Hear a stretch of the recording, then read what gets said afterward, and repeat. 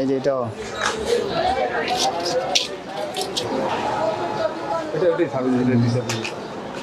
এই batch number কেটেছেন কেন?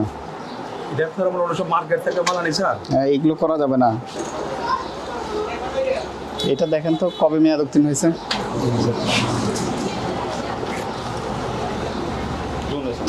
কয় মাস গিয়েছে? 3 মাস। খেয়াল করেন নাই?